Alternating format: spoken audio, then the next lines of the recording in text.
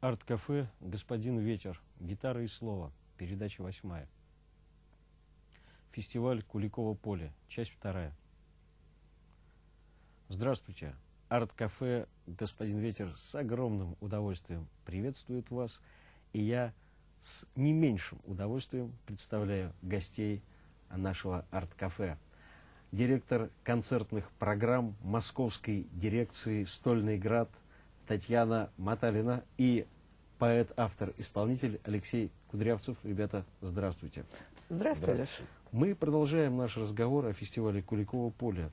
В 1380 году состоялось знаменательное сражение, в котором московские дружины под руководством Дмитрия Ивановича Донского, тогда это называлось Московское войско, конечно, в этом сражении принимали участие дружинники с разных других городов, там, да, но, тем не менее, войско называлось Московским, одержало великую победу в истории русско-монгольских войн, разгромив темника Мамая. Кстати, один из бардов говорит, что он потомок хана Мамая. Так вот, кстати... Кстати, о бардах, да? Уважаемые телезрители, Мамай никогда не был ханом, вот, он был всего лишь темником, и кончил он плохо, его зарезали свои же в кафе. Алексей, по традиции мы начинаем нашу программу с песни. Хорошо. Тебе слово. Я просто думал, если какую-нибудь привязать к истории, давайте такую песню споем.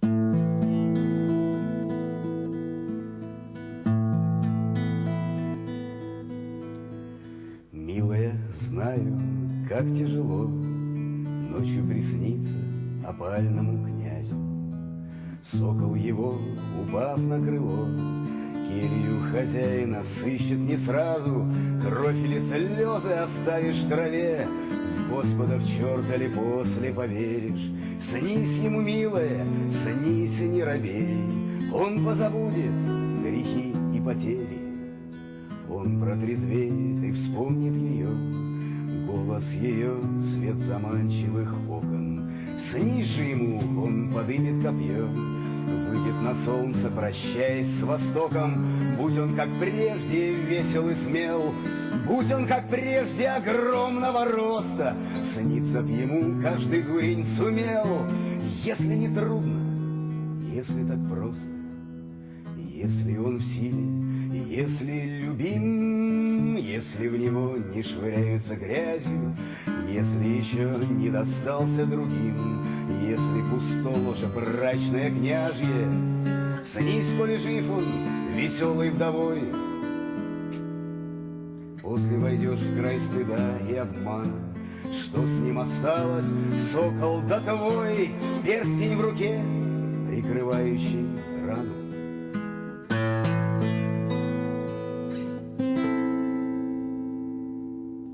Перстень в руке, прикрывающий рану.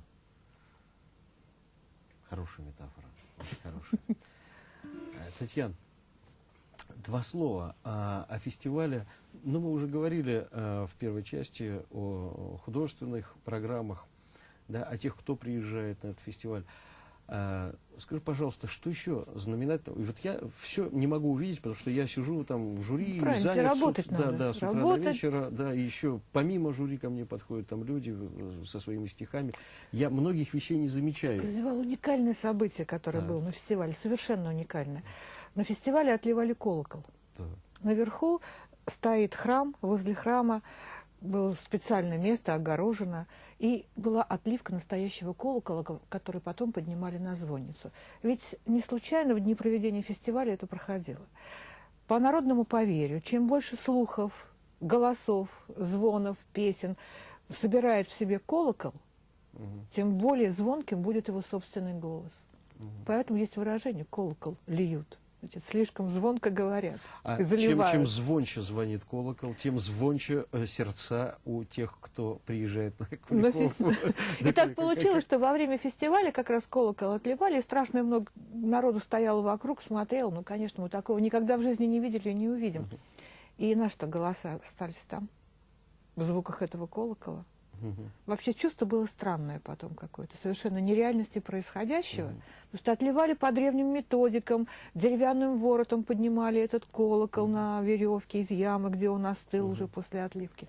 Ну, чудное какое-то было состояние такое. Я представляю, какое незабываемое впечатление, да, произвело это все на людей, которые вот увидели И это, на да. людей, и самое главное, на ребят, которые там были. Там было очень много где-то подростков и вот старших школьников, и, ну, То есть так, лет до 20. у фестиваля еще очень мощные образовательные задачи, да? Даже не только образовательно, это вот живую историю можно потрогать рукой. Вот оно Куликово поле рядом, вот он храм, который поставили Дмитрию Донскому. Ну хотя бы узнают, кто такой Дмитрий Донской, так, случайно, между делом. Ну, сейчас такое время, что многие забывают, как страна называется, в которой они живут. Как странно, кто выиграл Великую Отечественную войну, начинает задумываться уже не только за границей, мы всегда над этим смеялись, да, но уже и у нас иногда начинают думать, кто, какую войну и кто ее выиграл. Это обидно, ужасно. Там все это вспоминается, там все связывается воедино. То есть вот по этому событию вообще виден какой-то менталитет вот, да, нашего народа, да, вот как, из чего он состоит.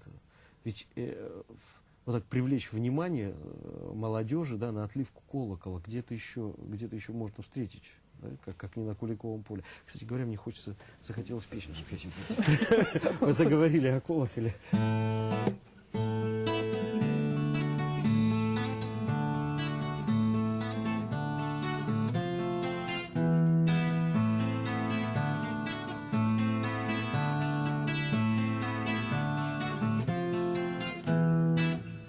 Как смотрел ночью в космос Ваня, приговаривал, ай, мудрено, от глубокого созерцания уронил челюсть ниже тона, любовался лицо закинув, удивлялся на бесконечность, не понять такого, не сдвинуть, а поймешь, что не станет легче. Эко зачем вспоминать о хлебе, если высь без конца и края, если ходит Христос по небу, звезды рубищем собирая.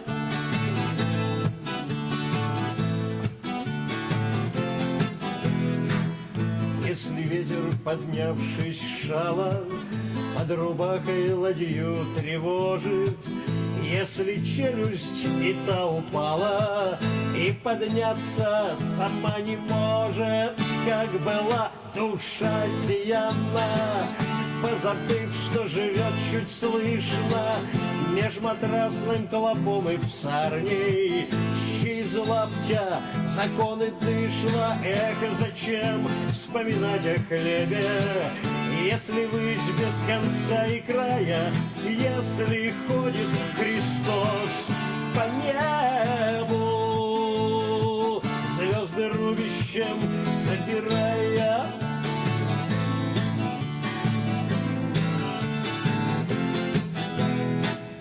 Он стоял, словно врытый в землю, хоть стреляй, хоть кали на вылет, так по-своему тверди внемля, что у тверди чернила стыли. С каждым мигом был взгляд все выше, голоса земные все глуше, но челюсть, да бог с ней, лишь бы ветром вдруг не выдуло душу. Эх, и зачем вспоминать о хлебе, если высь без конца и края, если ходит Христос по небу, звезды рубищем собирая.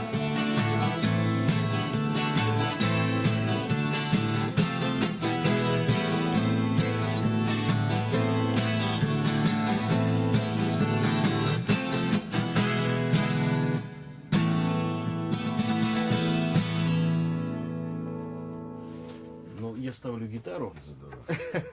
А дальше... Мелодия очень красивая. Да, а дальше... Спасибо. Потому что нет, я знаю, что у тебя там со словами всегда было все в порядке, а тут просто мелодия.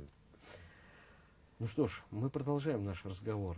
о фестивале Куликово поле. Какие еще, на ваш взгляд, мероприятия, которые проходят внутри фестиваля, вот, достойны внимания? Думаю, что для людей, которые туда приезжают свое творчество показать, это мастерские. У нас есть эта форма, она давно существует, когда ты, написавший что-то, может быть, первый раз, можешь принести известному мастеру, барду, и не просто он тебе скажет, хорошо или плохо, у вас идет разговор на равных, разговор о творчестве. Для тех, кто только начинает, дело великое. Для тех, кто пишет, продолжает, что-то получается, что-то не получается, дело вдвойне великое. Вот это главный вопрос, чем я хуже, чем я лучше, он там решается на уровне общения, на уровне разговоров. Конечно, поэзии ведь научить невозможно. Да невозможно. Это либо есть, это вид либо нет. энергии, который вот дается тебе там с молоком матери, или, я не знаю, там во время рождения. А вот словосложению, грубо говоря, да, синтаксису, там еще каким-то вещам подсказать можно, да, и поговорить о модальностях, там, о том, Да, о чем угодно можем поговорить. Почему так можно сказать, а так нельзя в песне? Вот, что допускается, что не допускается. Информации-то нет нигде, а у тебя тут напрямую из уст в уста, что называется. Так что же допускается в песне, сейчас и продемонстрирует Алексей Кудрявцев.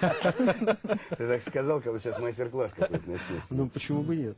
Вот ты говорил по поводу того, что забывают, кто какую войну выиграл и так далее. Это спою песню, она песня о том, как Москва праздновала 60-летие Великой Победы, когда ветеранов, там поезд ветеранов пришел на Белорусский вокзал, если не ошибаюсь, да, и их погрузили в грузовики, в такие загримированные под военные машины того времени, и провезли вот таким маршем по Тверской, от Белорусского вокзала до Красной площади. То есть маршрутом Старого парада. И творилось что-то невообразимое. Я видел девчонки вот молодые, которым там лет 14-15, которым в наше время все уже, казалось бы, по барабану, грубо говоря, да? И вот эти слезы, как они им цветы бросали, дарили. Я такого не видел ни разу. Это очень впечатлило. И, конечно, вот такая песня родилась, называется «Парад Победы». Судный ли день был для наших страстей, страстей, что уже не имели цены. Я видел глаза настоящих людей, людей из другой настоящей страны, прошедших по краю, шагнувших за край, не сгинувших в пропасти братских могил, и вез их степенно сквозь утренний рай в полуторку загримированный ЗИЛ. Закрыв глаза, он будет там снова, за рекой, где полегла рота. Эх, сосед, ну ты скажи хоть слово, может, знаешь, может, жив кто-то. Москва принимала прощальный парад, не слыша, как рвется на клочья душа, а с неба глядел неизвестный солдат, сжимая ненужный теперь ППШ, на вечное, что не истлело в печах, на память живущих, на этот покой, на правнука, что на отцовых плечах вослед им махал неокрепшей рукой. Закрыв глаза, он будет там снова, за рекой, где полегла рота. Эх, старик, но ты скажи хоть слово, может, знаешь, может, жив кто-то. А мы вместе с ними могли в этот день, забыв о невзгодах и бедах иных, вокруг оглянувшись, увидеть людей, людей из другой настоящей страны. Вокруг оглянувшись, увидеть людей, да всех нас из другой настоящей страны. Закрыв глаза, он будет там снова, за рекой, где полегла рота. Эх, старик, ну ты скажи хоть слово, может, знаешь, может, жив кто-то. День Победы, как он был от нас далек.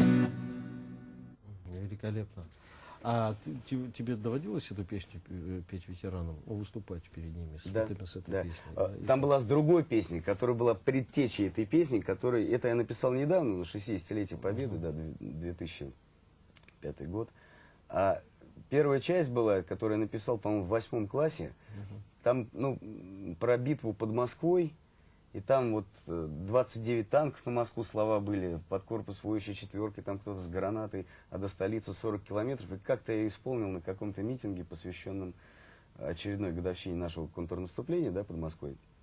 И подошел такой старый-старый дед, по-моему, генерал-майор, если не ошибаюсь. Сказал: сынок, вот откуда ты это знаешь? Я вот этот бой помню. Он уже такой. И вот там вот ты, откуда ты знаешь вот про эти 29 танков? А я же не знал, это кто-то взял и написал. Вот такая вот история была, да. Считал информацию, да. Мне это очень У удивило. меня тоже была история, когда я приехал в очередной раз снимать квартиру. Там, ну, был такой период, когда я переезжал, снимал квартиры. И вдруг на второй день заселяюсь, и на второй день пишу песню про черного копателя. И мне женщина, которая сдавала эту квартиру, слышит за стенкой что-то такое. И мне говорит: слушай, а ты знаешь, что 5 лет назад под Смоленском мой муж как раз вот был в этой экспедиции, и их разорвало там 6 человек. То есть вот я оказался буквально на второй день. Вот сам воздух, наверное, содержит какую-то информацию. Ну ладно, мы отвлеклись. Все-таки у нас фестиваль Куликово поле, но это все очень близко. Все равно все очень близко. Тань, вот расскажи о самых первых фестивалях. Вот с чего началось и чем вот все закончилось? Вот это вот. С какого года это фестиваль? Хронологию. Ну, сейчас будет 7-й фестиваль. С 3-го года. Как он выглядел, когда был первым? Значит, я же попала на 2-й фестиваль благодаря вам. То есть со 2-го фестиваля это, как сказать, вот, знаете, когда ребенок растет, да, вот то же самое происходит и с фестивалем. Начиная от того, что народу было гораздо меньше. Народ стал как-то с каждым там годом вообще было прибывать. 1,5 палатки, и Да, там сцена была маленькая. 2 выступающих, конечно, 2 зрителя, да? Нет, вообще сначала сцена стояла в другом месте, потом ее поставили вот на гору. И как-то было ощущение, знаешь, такого вот, ну, далеко добираться, от Тулы еще надо ехать, и тяжело народу. На следующий фестиваль народу вдвое больше. Какое там далеко добираться? Там автобусов не хватало, чтобы людей привезти от Тулы на фестиваль. Организаторы вообще молодцы, ребята, они подвозят. Встречают электрички, привозят народ на поляну. И уровень исполнителей, ну, так вот, по ступенечкам, выше. Не потому, что делегации приезжали такие все навороченные, опытные. Нет. География расширялась. Количество народу, приехавшего на фестиваль, творческого, поющего, увеличивалось. Там была такая здоровая конкуренция, что уже где-то с 4-го фестиваля мы просто переругались насмерть, подводя итоги. Это страшное что-то было. Но это уже признак. Да, это признак фестиваля. Жюри переругалось насмерть. Вот я в прошлом году наблюдал за конкурсом, мы сидели с Лоресом рядом, и поймали себя на мысли, что мы получаем удовольствие от конкурсного концерта. Да. Это же вообще редко бывает на фестивалях, чтобы сидеть там 3 часа и получать удовольствие. То есть... Ну, у нас же бывают проблемы, когда первый тур самый тяжелый. Руководители делегаций, руководители мастерских, они отбирают ребят, которые идут на 2-й тур. Вот первый тур на уровне прослушивания, он так растекается по поляне, его не видно. 2-й тур, когда люди выходят на сцену, на эту большую летящую сцену. Сидишь действительно 3-3,5, 4 часа идет конкурсный концерт. Интересно слушать. И есть что послушать, но это о чем-то говорит, наверное, о том, что и люди приезжают, репертуар подбирают. И так ведь просто на сцену не пойдут, а бы с чем. 5 раз на мастерской посоветуются, а что спеть. Вот у меня 5 песен, я не знаю что, помогите выбрать. Люди интересны, люди приезжают 2-й, 3-й раз, идут в конкурс, выходят на сцену. Если конкурсант, лауреат прошлых лет идет на сцену в конкурс, ребята, это говорит о многом. Он за собой планку поднимает, он уже подтягивает остальных. Хотя там есть и концерт лауреатов прошлых лет. Есть, все есть. Это одно другому не мешает. А еще там есть очень хорошее место. Называется оно, если мне не изменяет, как-то «Святой источник». Прощенный колодец. Прощенный, да-да-да, прощенный колодец. Это обязательно. Да. И что прощенный? Дело в том, что по преданию русские воины, одержав победу над Мамаем, шли к этому прощенному колодцу, и там залечивали раны. Там источник был просто. Они омывали раны, и раны быстро заживали. Да, потому что вода там... почему он прощенный называется? Это уже позже. Заживляющий, нет. Потому что человек, победив врага, он его прощает. Так. Да, Это вот наша русская философия. Да. Опять-таки тот самый русский менталитет, та самая русская душа, о которой непонятно, что говорить. Он пришел омыть свои раны и простить врага. Простить врага, чтобы раны эти затянулись. То есть это настолько это глубоко, опять же, сакрально все. Вот, Леш. Еще я о чем хотел сказать. Ребят, я недаром спросил, сколько лет этому фестивалю. Был, к сожалению, всего один раз в 2005 году. Я заметил, что это, наверное, везение всех молодых еще вот таких фестивалей, которые недавно проводятся. Потому что там среди публики абсолютно я не увидел левого народа. И дай бог, чтобы это так было и дальше. Может быть, это связано... Там населенные пункты какие-то. Там есть небольшие деревни небольшие. вокруг. Там от Тулы это далеко. Точнее, нет крупных населенных пунктов. Даже местные, придя, они ведут себя так. Они ведут себя прилично. Туда приезжают. Местные, если они там были, то они ничем не отличались от публики, которая приехала, на самом деле. Да, они пришли за песней. Действительно, левого народа там не было. Точнее, туда приехали очень, те, кто хотел позитивная. услышать именно авторскую песню. А не кто хотел там потусоваться, выпить там... Да нет, понятно. там такого вообще нет. поухаживать и так далее. Да, вот правильно сказал. Матрасников. Ребят, у нас опять время неумолимо. Просто как песок сквозь пальцы, да, утекает. Леш, наши телезрители хотят послушать песню. Для телезрителей, для фестиваля Куликово поле прозвучит песня о Москве.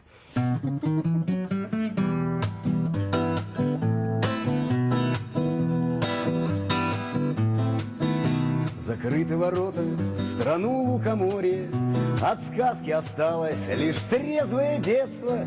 Зевая страдают менты на приколе, да рота охраны на линии въезда.